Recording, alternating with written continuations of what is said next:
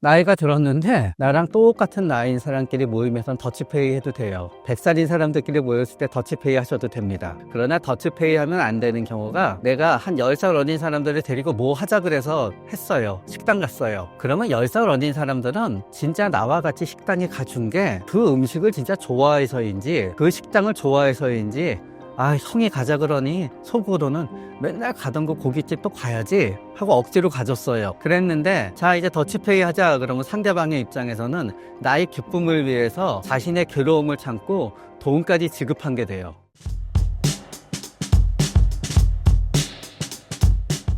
네, 심사임당 구독자님들, 오늘도 만나 뵙게 되어서 반갑습니다. 정신건강의학과 의사 최명기입니다. 나이가 들수록 가장 보기 싫은 행동은 무엇인가요? 첫 번째는 어떤 자신이 갖고 있는 본인의 생각에는 신념과 가치관에 대해서 계속 얘기하는 거예요. 그런데 이 나이가 든다는 게 우리는 상대적인 거예요. 만약에 10살인 사람한테는 20살인 사람은 굉장히 나이가 든 사람이에요. 20살인 사람한테 30살은 나이가 든 거예요. 그렇기 때문에 우리는 항상 첫 번째 주의할 게, 내가 50대나 60대, 70대가 아니면 내가 나이가 들은 사람이란 걸 몰라요. 그러니까 사실은 어떤 의미는 나이 든 사람이 조심해야 되는 모든 거는 나보다 5살 이상 어린 사람을 대할 때는 조심해야 되는 모든 것과 똑같아요. 그런데 그런 점에 있어서 첫 번째는 가치관이에요. 자신의 가치관과 신념이 있을 때 나이가 같은 사람끼리 얘기할 때는 거기에 대해서 상대방한테 반론권이 주어져요. 그러나 본인이 뭐 선배가 되었든 아니면은 상사가 되었든, 뭔가 나이가 든 사람이 나이가 어린 사람을 상대로 얘기하고 있다는 거는 상대방한테 반론권을 제기할 수가 어렵다는 걸 의미해요. 상대방의 입장에서는 그게 아닌데 라고 반대로 치고 들어오기가 어렵고요. 그러면은 치고 들어오는 5살 어린 사람, 10살 어린 사람이 듣게 되는 말이 있지요. 버릇이 없다, 강도라다. 그렇기 때문에 가치관과 신념 같은 거에 대해서 얘기할 때는 조심해야 돼요. 상대방이 고개를 끄덕이는 거는 좋아서가 아니라, 반론권을 갖다 행사하면은 버릇없다는 얘기를 듣고, 반론권을 갖다 행사하게 되면은 당돌하다는 얘기를 듣기 때문이에요. 거기서 좀 더 나아가서 무례하지 않도록 조심해야 되겠지요. 왜냐하면은 나이 어린 사람들의 입장에서는 조금만 무리한 행동이 반복되게 되면은 본인들을 갖다 나이가 어리다고 무시하는 거로 받아들여요. 똑같은 살짝 무리한 행동이 같은 나이대에서는 저쪽이 그래 내가 참아주지 하지만, 굴욕감이 없이 내가 참아주지 하게 되지만, 똑같은 무리한 행동에 대해서 나이가 어린 사람들은 굴욕감을 갖고 참아주게 돼요. 야, 나이 많은 게 저러니 내가 참아야지. 야, 진짜 속상하다. 나이 든 거 외에는 잘난 것도 하나도 없는 사람인데, 굴욕감을 느끼면서 참게 돼요. 그리고 마지막은 역시 말을 많이 하는 거예요. 왜 말을 많이 하는 게 문제가 되냐? 나이가 어린 사람들, 조금은 상대적으로 취약한 위치에 있는 사람들은 말을 멈추게 할 수 없어요, 앞 사람의. 윗사람의 말을 멈추게 할 수가 없어요. 그렇기 때문에 나이 많은 사람들은 가급적 결론부터 얘기하고, 네? 한 다음에 궁금한 것을 갖다 물어보도록 해야 되는 거지, 자기 얘기를 많이 하게 되면은 상대방은 듣기 싫은데 억지로 듣게 되지만, 그 말을 나이가 어리다는 이유로 자를 수가 없게 되고, 그러다 보면은 짜증나게 되고 나를 미워하게 되고, 내가 연락하면은 슬금슬금 안 만나게 되지요. 그러면 역설적으로 어떻게 되느냐? 말 많은 사람들은 말을 계속 하고 싶거든요. 그러면은 어쩌다 한번 말하게 되잖아요. 그러면 같은 나이 또래는 쓸데없는 말이라고 안 들어주거든요. 그러다 보니까 나이 어린 사람들을 갖다 하나 잡게 되잖아요. 평소에 못한 말까지 더 끝없이 하게 되고, 그러면 사람들은 더 섬세하게 그 사람을 피하게 되지요. 나이가 들면서 습관적으로 조심해야 할 것은 무엇인가요? 인간의 삶은 이렇게 이루어져요.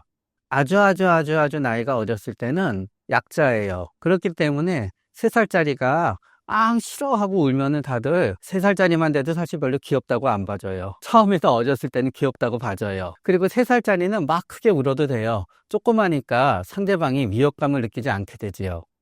그런데 똑같이 바닥에 막 발로 막 이렇게 움직이면서 엉엉 우는 행동을 갖다 17살이 한다고 생각해 보세요.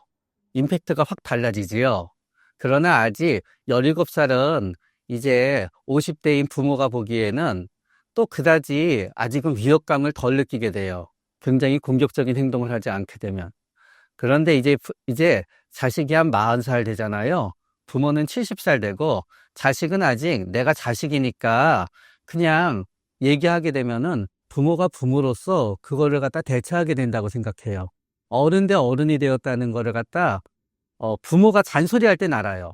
부모가 잔소리할 때는 아, 나도 애도 있고 내 나이 40에 왜 저런 얘기를 듣고 있어야 돼 하지만 본인이 부모한테 얘기할 때는 부모 입장에서 이제는 어엿하게 독립도 하고 자식도 있고 그렇기 때문에 똑같은 한마디가 엄마 나 이거 싫어 한마디가 엄마가 다르게 느껴진다는 걸 몰라요. 그러니까 내가 나이가 들면서 서로 부모 자식 관계에서도 내가 강자가 된다는 걸 몰라요. 그러다가 이제 부모님 나이가 90살, 내 나이가 60살 되잖아요. 관계가 역전이 돼요. 60살인 부모님 중에 60살인 자식 중에서요. 80대, 90대인 부모님한테 끝없이 잔소리하는 사람 많아요. 그러면 어렸을 때는 이제 부모님이 잔소리하면 자식이 듣고 있어야 됐지요. 부모님들 대체적으로 60대에 아직 정정하게 걸어다니는 자식이 잔소리 하잖아요. 대부분 참고 들어요, 그냥. 때때로는 무서우니까 들어요. 자, 비슷하게 우리는 아까 제가 얘기했지요. 나이가 많다, 적다를 우리는 나이가 많은을 자꾸 내 나이 60대, 70대로 생각해요. 그러니까 우리는 내가 나이가 10살 많은 사람 앞에서 내가 얼마나 그 사람들이 조심해야 되는 사람인지를 몰라요. 그렇기 때문에 결국은 습관은 뭐냐? 내가 내 나이가 어렸을 때 했을 때는 상대방한테 어떤 커다란 충격을 주지 않던 것들이 내 나이가 들어서 나보다 10살 정도 어린 사람한테 했을 때는 굉장히 커다란 충격과 임팩트로 다가온다는 거예요. 그래서 습관은 뭐냐? 내가 어리고 젊어서 사람들이 내가 하는 말과 행동을 그렇게까지 가슴 깊이 여기지 않을 거야 라고 생각하는 습관을 좀 버려야 돼요. 내 나이가 30살 정도가 되잖아요. 그러면은 위나 아래나 내 말의 한마디가 20대보다 한 10배, 100배로 나가게 되는 거예요. 옛날에는 내가 그냥 이렇게 호미질 한다고 생각했던 말이 이제 듣는 사람한테는 괭이질 하는 거로 들리는 거예요. 나이가 들수록 더치페이 하면 안 되는 이유가 무엇인가요? 네, 나이가 들었는데 나랑 똑같은 나이인 사람끼리 모이면서 더치페이 해도 돼요. 내가 100살이 돼도 100살인 사람들끼리 모였을 때 더치페이 하셔도 됩니다. 그리고 나보다 한두 살 뭐 어린 사람이 뭐를 하자 그랬는데 내가 질질질질질질질 끌려갔다면 그때도 더치페이 하셔도 됩니다. 그러나 더치페이 하면 안 되는 경우가 이거 하자 하고 했는데 내가 한 10살 어린 사람들을 데리고 뭐 하자 그래서 했어요. 식당 갔어요. 그러면 10살 어린 사람들은 진짜 나와 같이 식당에 가준 게 그 음식을 진짜 좋아해서인지 그 식당을 좋아해서인지 아, 형이 가자 그러니 속으로는 맨날 가던 그 고깃집 또 가야지 하고 억지로 가줬어요. 그랬는데 자, 이제 더치페이 하자 그러면 상대방의 입장에서는 나의 기쁨을 위해서 자신의 괴로움을 참고 돈까지 지급한 게 돼요. 그래서 만약에 내가 돈이 드는 건데 나보다 직위가 낮은 사람, 나보다 나이가 어린 사람한테 이거 하자 하고 했잖아요.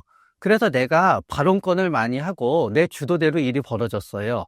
그러면은 내가 비용도 많이 책임지는 게 맞다고 하다는 거지요. 비용은 안 내고 어떤 분은 내가 성이라는 이유로 비용을 안 내고 처리하려는 분도 있어요.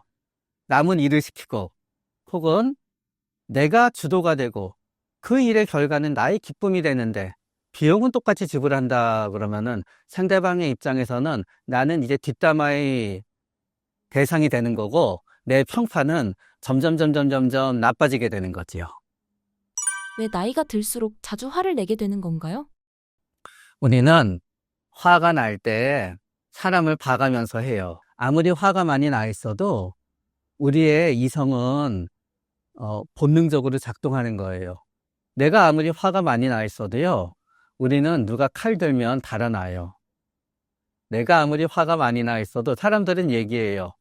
똑같은데 약자한테는 화를 내고 엄청나게 체격이 좋은, 다부진, 운동선수 앞에서 화를 못 내면 비겁하다고 얘기하지요. 그러나 우리가 남에 대해서 얘기할 땐 비겁하다고 얘기해요.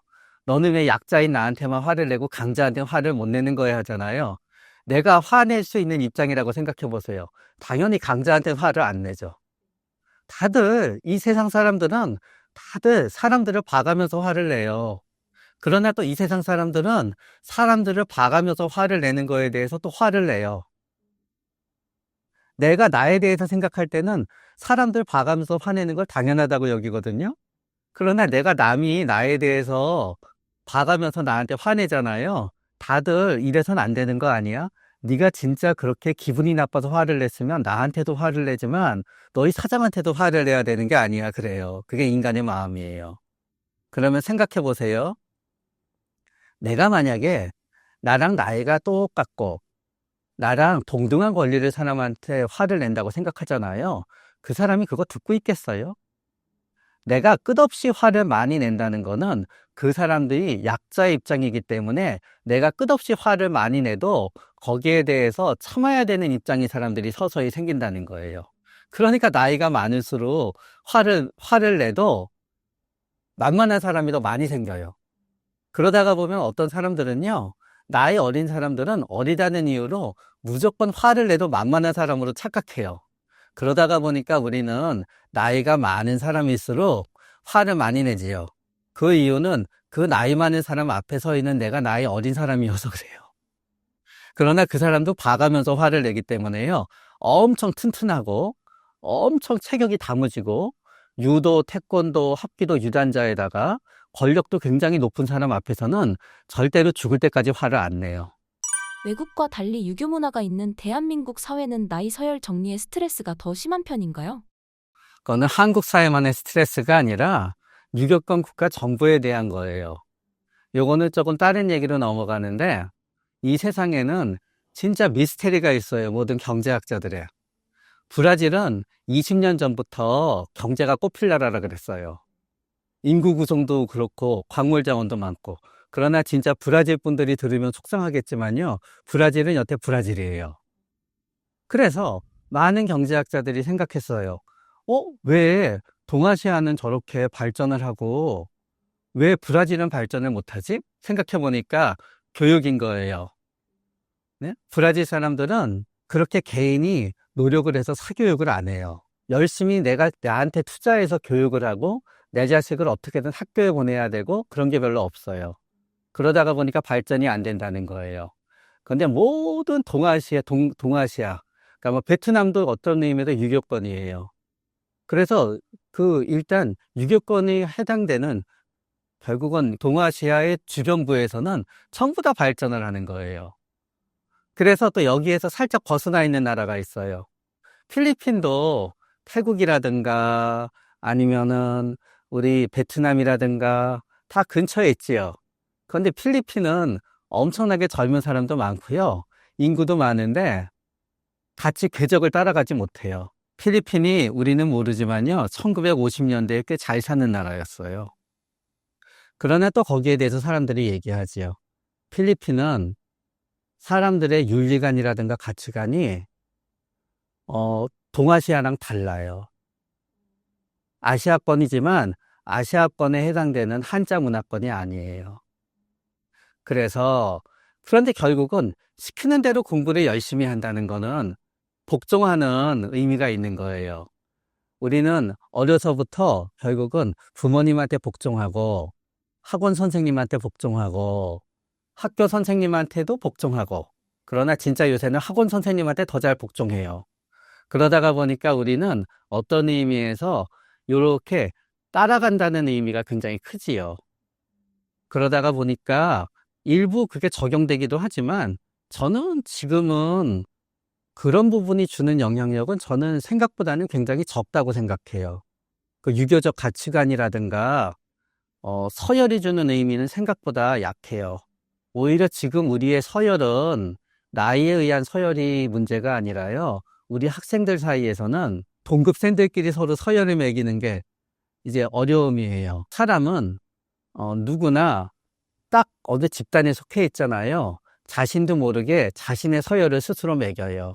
그리고 사람들은 자신도 모르게 누군가의 서열을 매겨요. 그래서 똑같은 얘기를 한마디 하더라도 누가 얘기하면 듣고요. 누가 얘기하면은 좀 나서지 마. 얘기를 듣게 되는 사람이 있어요.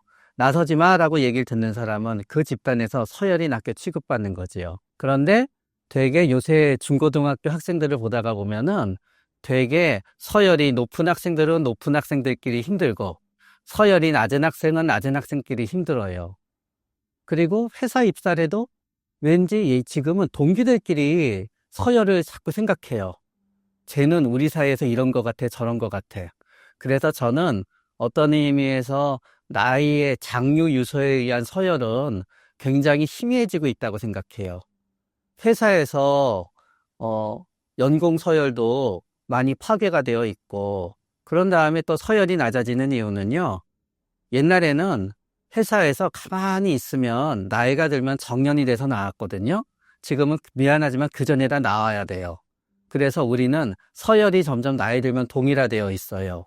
직업이 없는 사람, 일할 수 없는 사람으로. 언제 그렇게 될지 몰라요.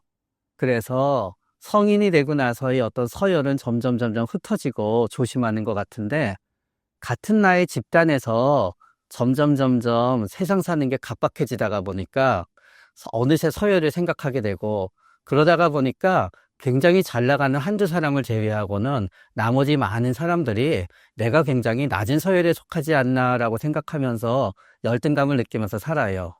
그런데 그 낮은 서열에 생각하는 사람을 다 모으잖아요. 보통 그 집단의 수하고 거의 일치해요. 그래서 사실은 본인이 그렇게 낮은 서열이 아닌데 어떤 절대적 높이랑 비교하고 내가 낮은 서열이다라고 생각해서 너무 기가 죽고 자존감이 낮은 상태로 사는 게 더 문제라고 여겨져요. 나이가 들어도 품격을 유지할 수 있는 방법은 무엇인가요? 만약에 우리는 가끔은 착각해요. 남들은 내가 나의 품격을 엉망으로 생각하는데 어떤 사람은 내가 굉장히 품격이 있다고 착각하기도 하지요. 그러나 착각하지 않는다고 가정하잖아요. 진짜 내가 품격이 있다고 나름 인정받고 있어요. 여러 피드백도 그렇게 와요. 사실은 아부하는 사람이 대한민국 사람 중에서는 별로 많지가 않아요. 우리나라 사람들은 칭찬에 인색해요. 제 생각에 아부가 생활화되어 있는 거는 미국 사람이에요. 맨날 어메이징, 어썸. 그런데 맨날 갑자기 잊어먹었지만 너 어떻게 이렇게 훌륭한 일을 했니? 그런 얘기 되게 많이 해요, 미국 사람들. 아부가 생활화되어 있어요. 우리나라는 안 그래요. 그렇기 때문에 대체적으로 누가 나한테 선배님은 진짜 훌륭하세요 하고 내 주변에 자꾸 나는 연락하지 않는데 이 사람 저 사람 나와달라고 연락하잖아요. 난 연락하지 않는데 나는 품격이 있는 사람일 가능성이 매우 높아요. 서양 사람처럼 서양 사람들이 좀 다르더라고요. 미국 사람들은 아부 많이 하는데요. 유럽 사람들은 안 해요, 별로. 그렇기 때문에 내가 현재 품격이 있다고 인정받고 있잖아요. 더 할 필요가 없어요. 그냥 지금대로만 하면 돼요. 그러나 내가 만약에 품격이 있다는 거를 피드백을 받지 못한 상태잖아요. 뭔가를 해서 품격을 쌓으려고 해야 되는 게 아니라 뭔가를 안 해야지 품격이 쌓여요.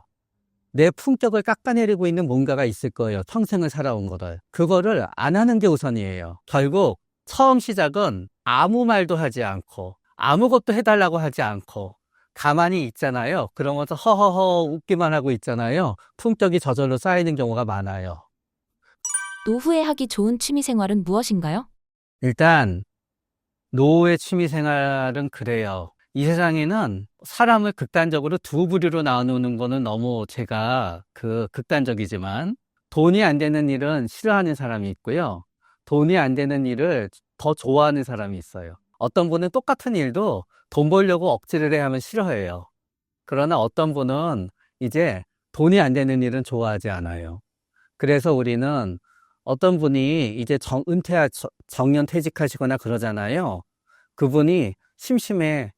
뭔가 삶이 의미가 없어 하면은 자꾸 취미를 가져보라고 하잖아요. 별로 그분한테 도움이 안 돼요.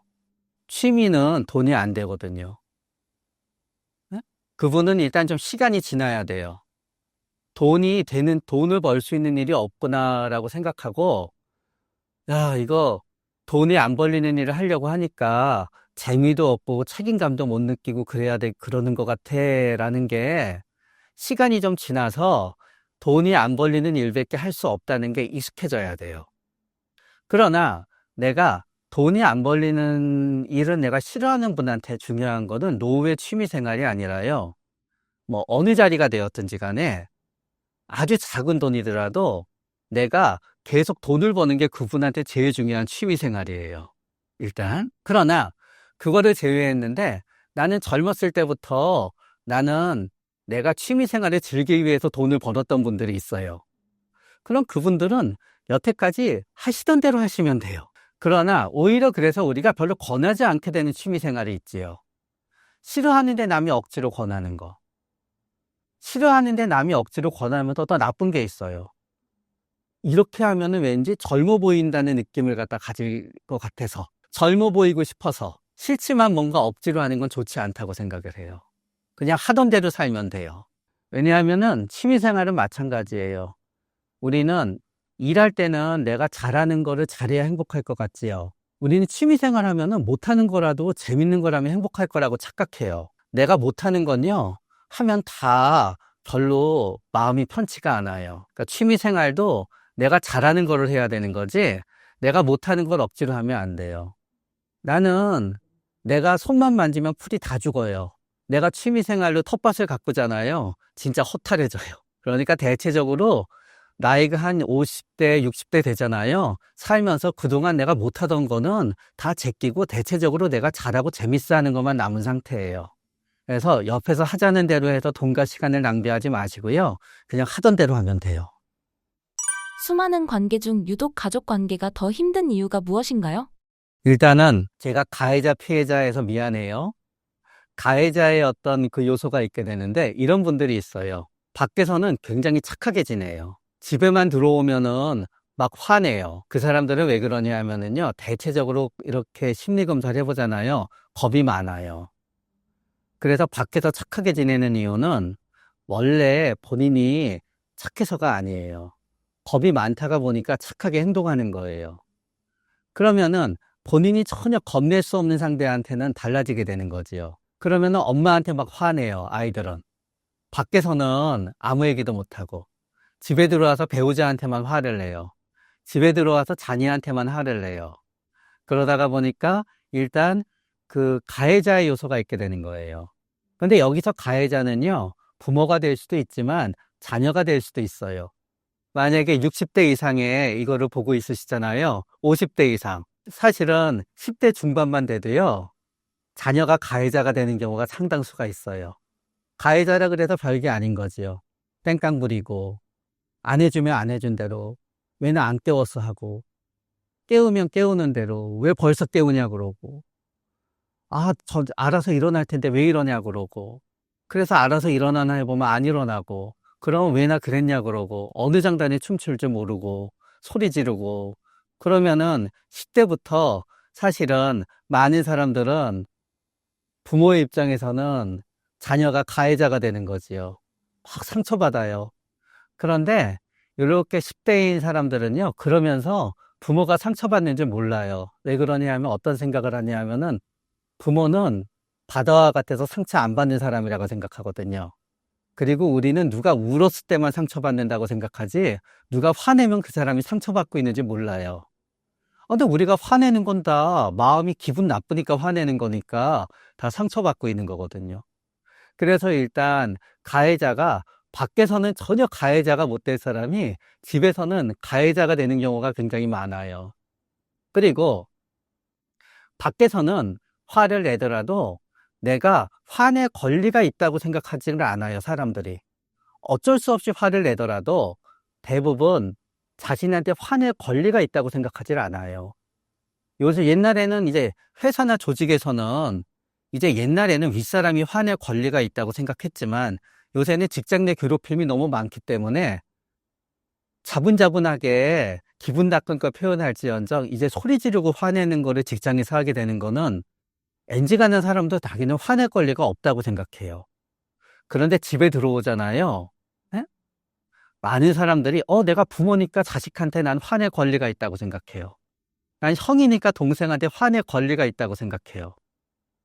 심지어 자식들도 어떻게 생각하냐 하면은요, 엄마 아빠가 날 이렇게 괴롭혔으니까 화낼 권리가 있다고 생각해요. 내가 어렸을 때 우리 엄마 아빠는 나를 많이 때렸으니까 성인이 된 나는 엄마 아빠한테 소리 지를 권리가 있다고 생각해요. 밖에서는 존재하지 않는 화낼 권리가 집에서 나타나요. 그렇기 때문에 일단 가해자가 강화가 되는 요소가 있는 거예요. 왜냐하면은 가해자 입장에서 이거는 밖에 나가서 내가 화내잖아요. 다들 고발해요. 모욕죄로. 아니면 밖에 나가서 화내잖아요. 잘못하면 뺨 맞아요. 집에서는 그럴 일이 없어요, 별로. 진짜 심한 가정폭력을 하지 않는 이상. 그래서 가해자 입장에서 안전해요. 그리고 많은 가해자들은 화낼 권리가 있다고 생각하고 상대방이 화내는 거에 대해서 제지하잖아요. 아니 도대체 왜 그러냐 그래요. 응? 그래서 자식이 그러면은 어떻게 부모한테 이럴 수 있냐 그러지요. 부모가 그러잖아요. 어떻게 엄마가 나한테 이럴 수 있어 그래요. 그러면 이제 피해자 쪽에 있는 거예요. 우리가 보통 화를 내게 되면 누가 나를 화를 내고 괴롭히면은요. 우리가 제일 당연히 하게 되는 게 안 보는 거예요. 그런데 이게 한 집에 사는 한 안 보는 게 불가능하다는 거예요. 그러니까 가족과의 문제는 해결되기가 어려운 측면이 있지요. 그런 다음에 가족과의 문제가 특별히 괴로운 점은 뭔가 하면은요. 과거가 현재까지 계속 이어져요. 무슨 뜻인가 하면은 어떤 사람이 만약에 4살 때 엄마 아빠들이 이런 얘기 많이 해요. 3살 때 막 아이 앞에서 진짜 난투극을 갖다 벌이면서 했어요. 우리 아이가 트라우마 입으면 어떡하니에요. 근데 그 뒤에 부모가 금슬 좋게 잘 살잖아요. 아이들 다 잊어먹어요. 엄마 아빠가 했다는 건 또 잊어먹고 그때 좀 소란스러웠는데 이러지. 기억에 남아 있더라도 감정은 전부 없어진 상태가 돼요. 오히려 웃으면서 얘기할 수도 있어요. 도대체 내가 어렸을 때 왜 그렇게 치고받고 싸웠어? 그런데 3살 때도 엄마 아빠는 치고받고 싸우고 나한테 화풀이 했어요. 5살 때도 치고받고 싸우고 화풀이 했어요. 10살 때도 그랬어요. 15살 때도 그랬어요. 제가 언제 제일 마지막으로 부모님한테 맞아봤어요? 그러니까 고등학교 3학년 때요 하는 분도 봤어요. 심지어 30살인데 뺨 맞은 사람도 봤어요. 이어지잖아요. 내가 30살에 한번 뺨을 맞잖아요. 3살 때부터 이제 고스란히 무게도 다가오는 거예요.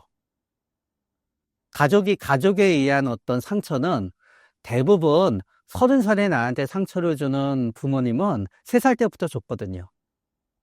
그러니까 그게 전부 한 방에 다가와요. 부모도 마찬가지예요. 보통 40대 중반인데 막 이제 사업해야 되는데 그동안 4번 말아먹었으면서 5번째 사업에 돈 안 준다고 막 땡깡 부리고 난리치는 자식들은요. 보통 10살 때부터 계속 그랬어요. 그럼 부모는 그 몇십 년이 그 일이 있을 때마다 과거의 모든 걱정이 철렁하고 올라오는 거지요. 그래서 가족은 긴 역사를 가졌기 때문에 그 상처와 파괴력 역시 강해요. 모든 과거가 어느 일 하나에 전부 쏟아져 오는 거예요. 그러나 우리가 밖에서 만난 사람들, 우리가 대하는 시간이 그렇게 오래되지 않아요. 그래서 그 사람들이 주는 상처도 덜하고 언젠가 벗어날 수 있다는 희망이 있는데 가족은 그런 희망이 없기 때문에 그 절망이 상처를 갖다 몇 제곱 더 심하게 하지요. 가족들이 주는 고통의 유형에는 어떤 것들이 있나요? 밖에 나가서 처벌받을 수 있는 일은 다 가시적이에요. 그러면 당연히 폭력, 가시적인 거지요. 가시적이니까 법에 의해서 처벌받지요. 증거가 없으면 처벌을 못 받아요. 그러고 나서 욕설, 당연히 가시적이에요. 처벌받지요. 모욕죄라는 게 있잖아요. 처벌받는 거예요. 응? 그런 다음에 실질적으로 자녀를 굶기거나 방치하는 거, 처벌받지요. 그래서 법에 의해서 처벌받은 거는 비록 우리 부모가 그때 내가 고발하지 않아서 처벌을 못 받았더라도 내가 우리 자녀가 어렸을 때 나를 막 10대 자녀 중에 아침에 학교 가라고 깨우면 엄마한테 욕하는 애들이 굉장히 많아요. 그런데 걔네들의 특성은요, 저녁 땐 또 미안하대요. 왜냐, 우울증이 걸려 있어서 우울증 걸리면 하루 안에도 감정의 기복이 있거든요. 그래서 어떤 사람은 두 부류가 있어요. 오후 4시쯤부터 좀 눈이 뜨인다. 그러다가 9시쯤 되면 정신이 맑아진다. 12시쯤 됐을 땐 거의 다 난 것 같아. 그리고 자고 일어나면 똑같다. 그래서 그런 분들은 보통 병원에 올 때를 보면요.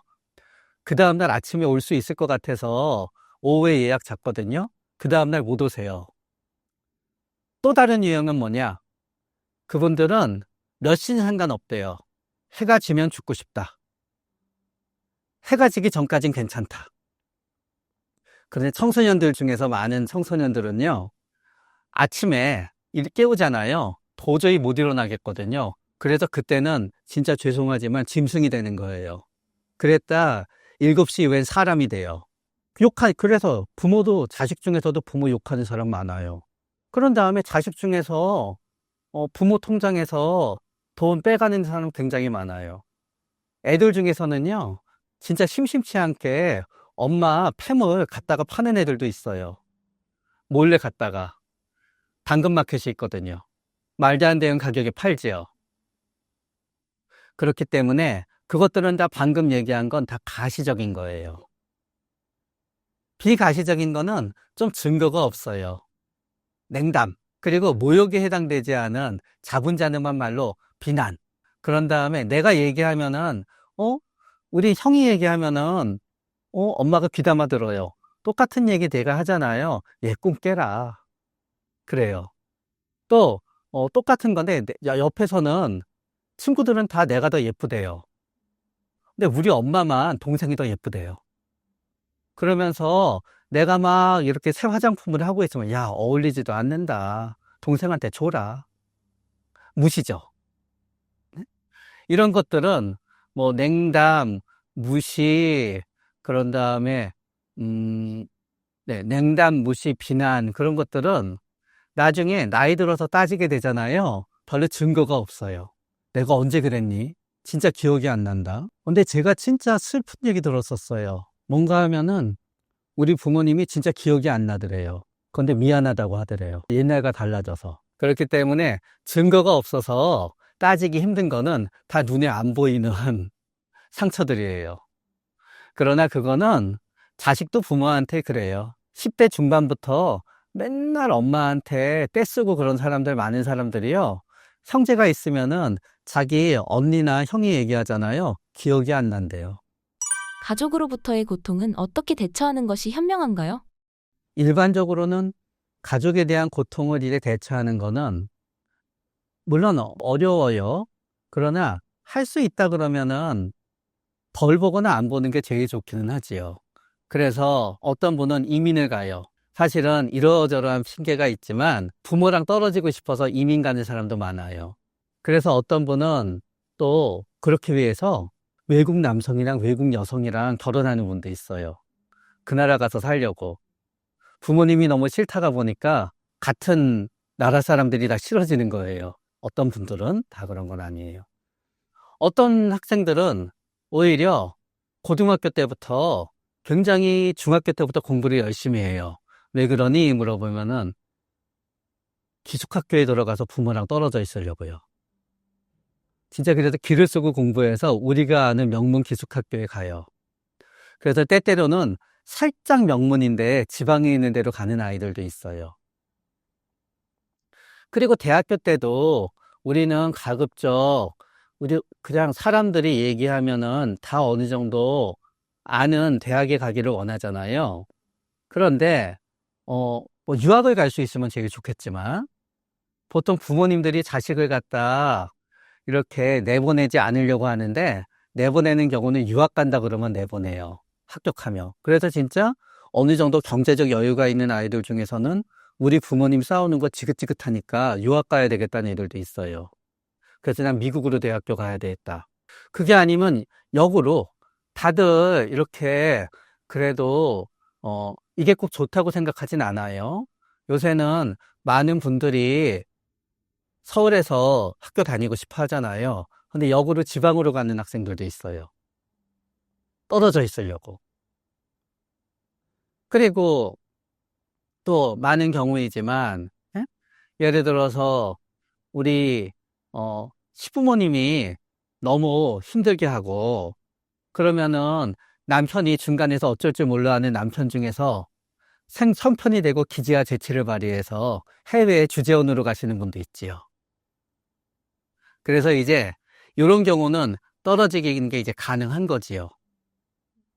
그래서 오히려 지방 근무를 신청하시는 분도 있고, 도사가 되셔서 충분히 수도권에서 시험 치면 붙을 수도 있는데, 오히려 수도권 안 보고 그래도 없는 곳에 가서 교사가 부족한 곳에 가서 열심히 일하고 싶어요라고 가셨는데, 알고 보니까 어머니한테 떨어지고 싶어서 가시는 분도 있어요. 이렇게 떨어질 수 있으면 떨어지는 게 제일 낫지요. 그리고 방금 얘기한 것들은 그냥 엄마 나 집에서 엄마 아빠 보기 싫으니까 나와 지내야 되겠어가 아니라 명분이 있잖아요. 그래서 명분을 갖추면서 떨어져 있는 거는 가장 좋은 방법인 것 같아요. 그래서 또 이런 학생들도 있지요. 예를 들어서 부모님이 보기에 우리 자식이, 부모님이 보기엔 자식이 꽤 괜찮은데 자식이 보기에는 부모님이 너무 힘든데, 예를 들어서 이 정도까지 먼 건 아니지만 등하교 시간이 1시간이 넘어간다. 그러면 어떤 학생들은 이제 기숙사 신청하기도 하고요. 기숙사가 안 되면은 어느 정도 공부 열심히 하고 그런 부모님이 믿고 학교 앞에 조그맣게 원룸을 얻어주기도 하지요. 이런 경우들. 그러니까 일단 1번 방법은 뭔가 하면은 상대방이 납득할 수 있는 방법으로 멀어져 있기 위해서 노력하는 걸 찾아본다는 거예요. 앞에 예시들이죠. 그러나 누구한테 가능한 건 아니에요. 그럼 두 번째 방법은 만나는 시간을 좀 조절해야 돼요. 뭐냐 하면은 이런 경우가 있죠. 부모가 자식을 만나건 자식이 부모를 만나건 집에서 만나잖아요. 그러면 끝이 없어요. 그래서 애들이나 성인이나 똑같아요. 애들 보다가 보면은 3시간까지 잘 놀지요? 3시간 지나면 싸워요. 그럼 걔네들을 안 싸우게 할 방법은 2시간 50분에 빠이빠이 하고 집으로 가는 거예요. 비슷하게 어떤 분들은 그렇기 때문에 부모님을 만날 때, 부모가 자식을 만날 때 절대로 집에서 안 만나요. 밖에서 만나요. 그럼 밖에 사람들이 있으니까 진짜 성격이 나쁜 분들을 제외하면은 밖에서 비난까지는 하지만 그렇게 소리 지르지 못해요. 당연히 폭력은 행사할 수 없겠지요. 그러니까 절대로 집에서는 안 본다. 그래서 이제 그것도 좋게 명분을 대면 돼요. 좋은 데 가서 사드리려고요. 좋은 데 가서 한번 사줄게 그러면서 절대로 집에서는 안 보고 밖에서만 보는 거지요. 그래서 또 사실은 그렇기 때문에 우리 사람들이 많이 쓰는 방법이 있어요. 어떤 부모님 중에서는 연휴만 되잖아요. 추석 때나 설이 되잖아요. 해외여행 가세요. 자식들이 전부 몰려와서 형한테는 이거 줬는데 왜 나한테는 이거 안 줘? 엄마 힘드니까 이거 돈 좀 줘. 그 얘기 듣기 싫다고 멀리 달아나는 거예요. 그런 다음에 어떤 분들은 그렇기 때문에 반대로 연휴 전에 잠깐 벗고 해외여행 가는 분들 있지요. 그러면서 다들 애들 핑계를 대지요. 애들이 가고 싶어 해서. 사실은 우리가 많이 하는 가족을 안 보는 수인 거지요. 그런 다음에 또 아이가 어느 정도 크고 그러면 어머님들은 우리 애가 고3이어서 우리 애가 중3이어서 그래도 연휴 동안에도 학원은 해요. 그래서 안 가지요. 그러니까 어쨌든 시간을 갖다 줄여보는 방법인데 우리는 꾀를 내야 되는 거예요.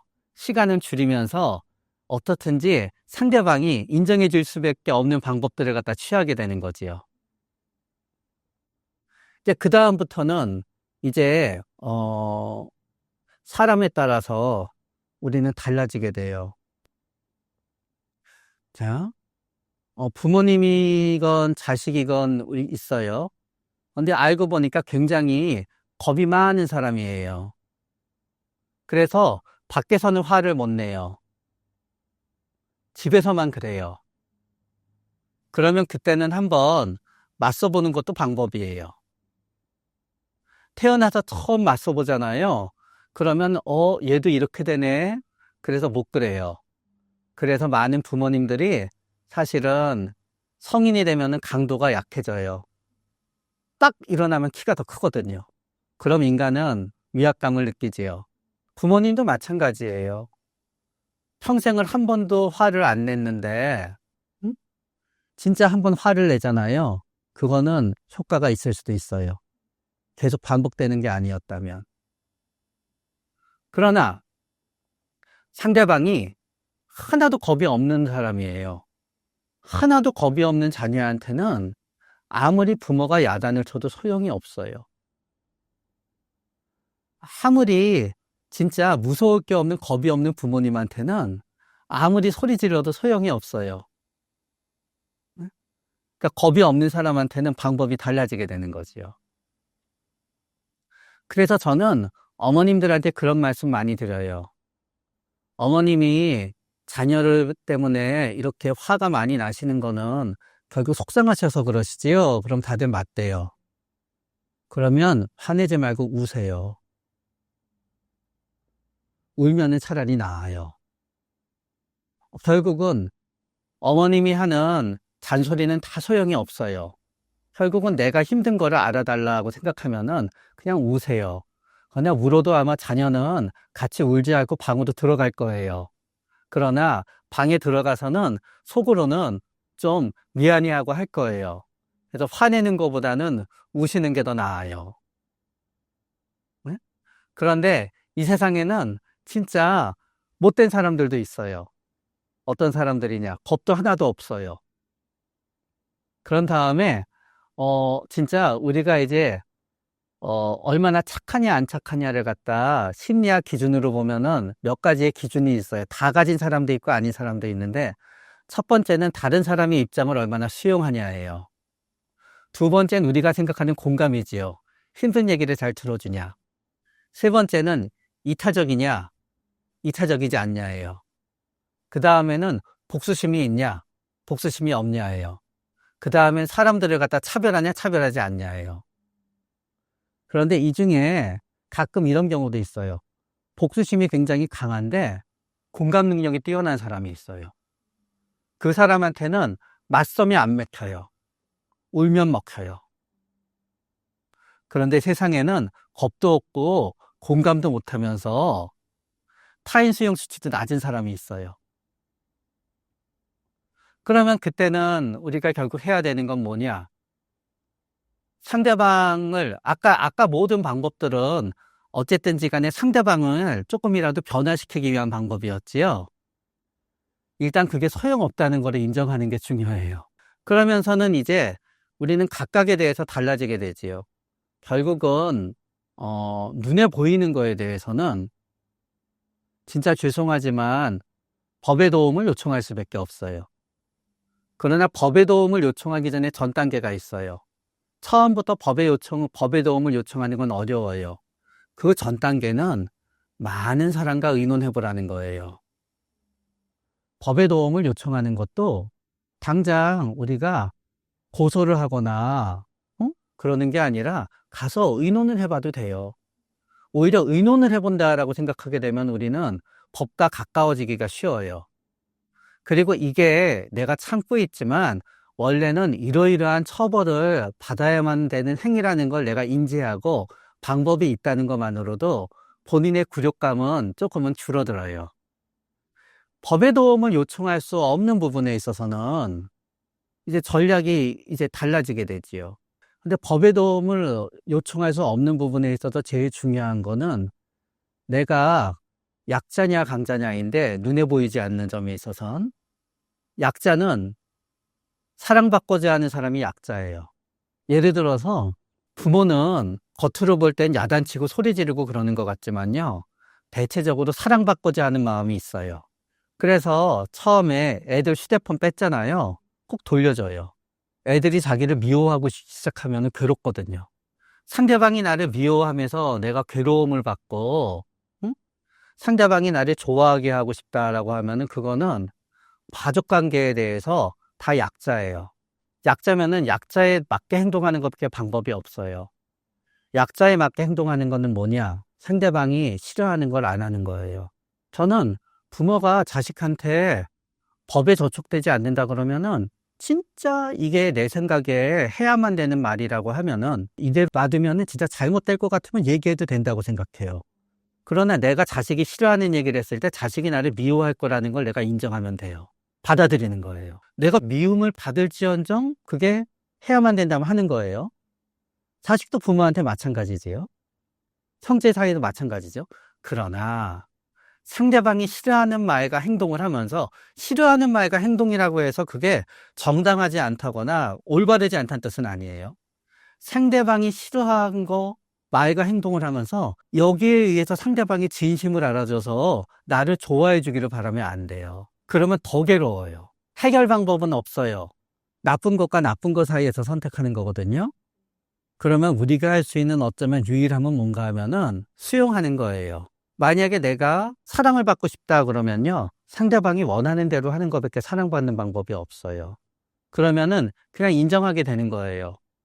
내가 하고 싶은 대로 할 거야 하게 되면은 그래, 대신 미움받지.